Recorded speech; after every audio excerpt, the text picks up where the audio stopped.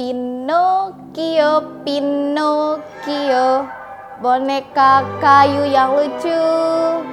Pinocchio, Pinocchio, ku sayang cinta padamu. Assalamualaikum warahmatullahi wabarakatuh.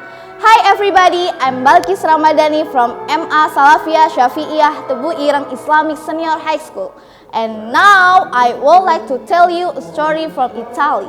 It's related wooden doll. Do you like wooden doll? Or maybe you can guess what this story? Alright, the title is Pinocchio. Once upon a time in Italy lived an old carpenter named Geppetto. He was lonely, so he planned to craft a boy-shaped puppet and named it Pinocchio. I wish you were a real boy, he said lonely. One night, a blue fairy who heard Geppetto would grant his wishes. She sprinkled some magic powder on the puppet and brought Pinocchio to life. The fairy then told him, "Now you've become a living puppet. But if you want to be a real boy, you be a good boy and make your father proud of you." Geppetto was so happy, for his puppet was alive. He loved Pinocchio with all of his heart. He booked some books and sent Pinocchio to school so that he would grow to be a clever boy. But Pinocchio was disobedient.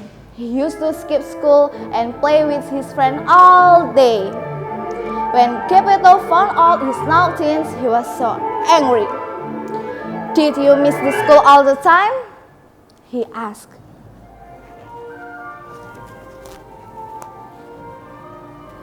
Pinocchio didn't tell the truth. "No, father, I always study in school every day," he lied. Instantly, his wooden nose began to grow long. "Are you telling me a lie?" Geppetto asked with puzzled frown. "No, father, I'm telling the truth," he replied, and his nose was getting longer. Every time Pinocchio told a lie, his nose was getting longer and longer. Geppetto had to ask his friend, the woodpecker, and peg Pinocchio's nose to initial size every time he did a bad thing or naughtiness. Pinocchio used to give his word like he would be a good boy next time. In a little while, Pinocchio forgot all his promises.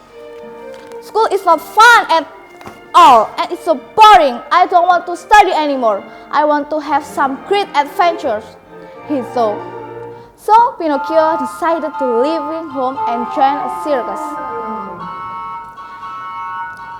However, as soon realized that the circus was not fun at all. The poor Pinocchio must work hard all day since he had stopped going to school.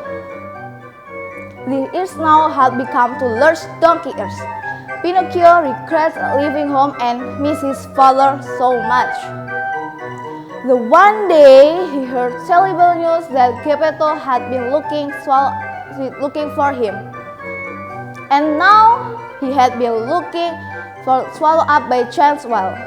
Instantly, Pinocchio ran away from the circus and set off to rescue his father.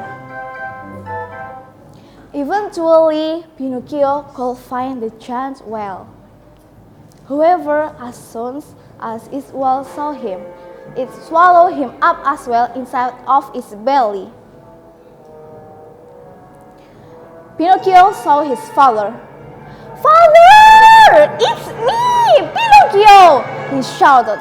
They were so happy to see each other. "I've got an idea to get out of here," said Pinocchio.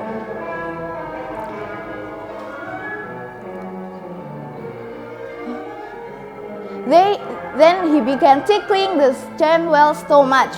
As soon as it opened its mouth and was going to heave a big sneeze, "Aching!" Pinocchio and Geppetto made their way to get out of the whale. At the end, Pinocchio and Geppetto got home safely. The blue fairy was so happy with Pinocchio's courage. As a gift, she magically turned Pinocchio into a real flesh and blood boy. Since that day, Pinocchio always kept his promise and never missed school again. And they lived happily ever after. The moral following this story: don't be lie and keep our promises. Wassalamualaikum warahmatullahi wabarakatuh.